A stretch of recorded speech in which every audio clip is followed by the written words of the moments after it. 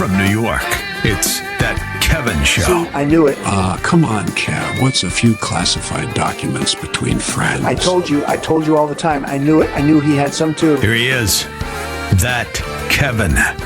Kevin McCullough. All right, Kevin McCullough, glad to have you with us, and I'm very glad to have my next guest back. He is no stranger to those of you who watch Fox News. He is their chief medical senior analyst, and he discusses all things related to wellness, about life. His name is Dr. Marc Siegel. Hello, doctor. Good to have you back. I like the new introduction better because you usually put in the gray hair idea. But senior, you could be a young senior, so That's I'm true. okay with that. That's true. Well, you are. I think, Dr. Siegel, one of the things that people like about you is that you've used your entire life to try to make the lives of other people better.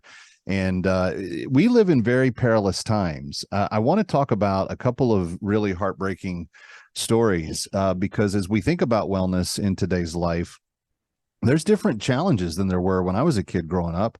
I don't think my parents ever once heard the word fentanyl or worried about a daycare that was going to have a child exposed to it. What happened in this New York story?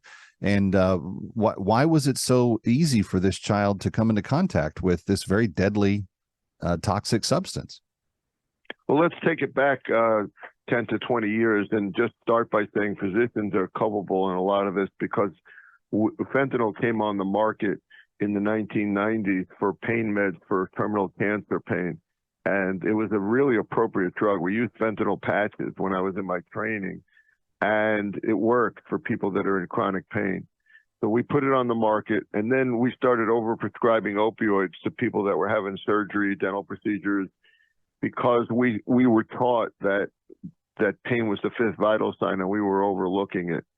I work with a neurophysiologist, happens to be my wife, top neurologist I know, who I've never seen her prescribe opioids. And there's ways to treat pain without opioids, but doctors were culled into believing this.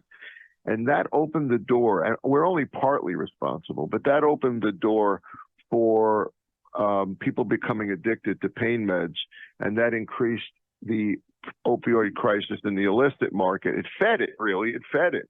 Because when you didn't get a prescription, where were you going to get it from? And if you did get a prescription, somebody else could take it out of the medicine cabinet. Now, right now, Kevin, I think we've kind of subtracted ourselves. I don't think doctors are a big part of the problem right now, but what happened was that the cartels kind of zoomed up and increased what they were doing, and they started making synthetic opioids rather than the poppy fields, which have now dried up. Two main cartels in Mexico are responsible for a lot of this, and they rely on Americans to bring it across the border, and they advertise in high schools by the border. And so it's an enormous industry right now. Pharmaceutical ingredients coming from China, coming from India, coming into Mexico. You can make this stuff in a 10-foot lab, and then zooming across the border into the United States. You know we have a porous border, and then it goes all over the country, and then again available on the internet. Now, your question was, how the heck did you get it into this daycare center? And it's clearly that it was a front for somebody selling this stuff, and he had over a kilo of fentanyl there. And the direct answer to your question is, you get it by touch. It's so potent and so powerful that if a baby were to touch it and put it in their mouth, they could overdose. So for those that are not as initiated into the narcotic scene, and I'm certainly one of those, I've sound like a church boy, but I've never done one illicit drug of any sort. We know, we hear, we see everywhere that fentanyl is so dangerous and one pill can kill you and all the rest of this. But our young people are still desiring to try it. How do they know what they're doing when they do? I mean, where is the audience that is telling the young people, even is illicitly, this is really fun, you should go try it? It seems to me everywhere I turn, I hear fentanyl dangerous, fentanyl bad, fentanyl will kill you. And yet we still have these accidents and these situations happening all over the place. Well, that's true. That's our counter narrative, but the actual narrative itself is coming from social media, and it may not even be fentanyl. The part I left out was it could be that fentanyl is tainting another pill. You know, there's a new study out of UCLA, and it's a very large study that showed that 1/3 of all the autopsies for drug abuse, drug overdose over the past decade, 1/3 were polypharmacy. So they included cocaine or methamphetamine in the West, cocaine in the East. So some people might have been thinking they're getting one thing, and then fentanyl's added in, and then they overdose. And even if you use Narcan to reverse it, by the way, I think the reason that they couldn't save the 1-year-old at that tragic story in the daycare center is you could use Narcan, but then the Narcan wears off. You got to get a person into the hospital and put them on intravenous Narcan to really reverse the effects of fentanyl. It takes time. So let me ask you, I was speaking with your colleague, Dr. Jeanette Nishwat, on our famous cruise around the harbor, which you were out of the country and unable to be with us on this year, but maybe you'll be again with us next year. But yeah, I'm having a special cruise. That was one of my favorites, that cruise, and I was in France. I'm sorry. Well, you know, Paris versus New York Harbor, I guess we'll give you forgiveness this time.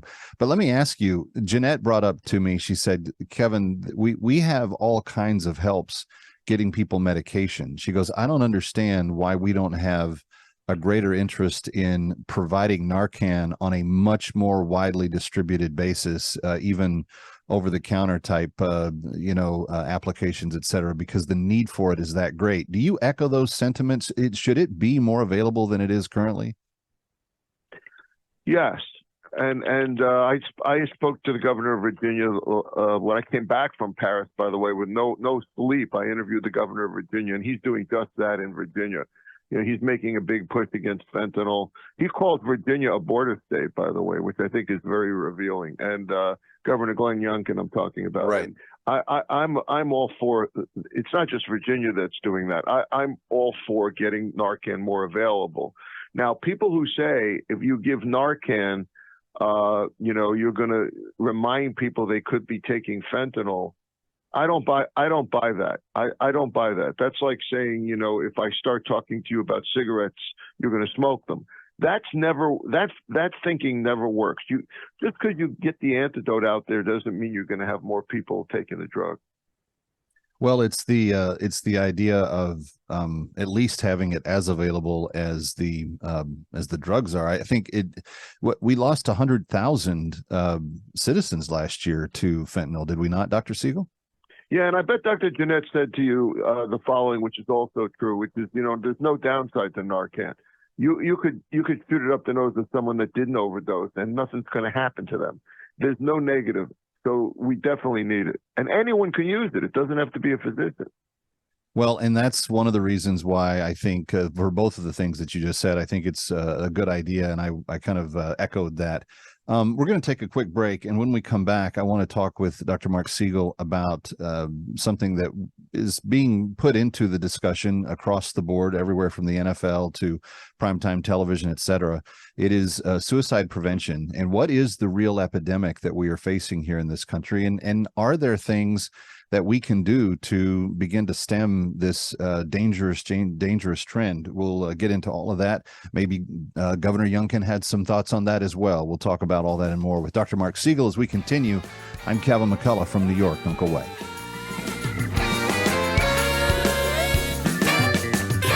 Ready or not, he'll be right back. That Kevin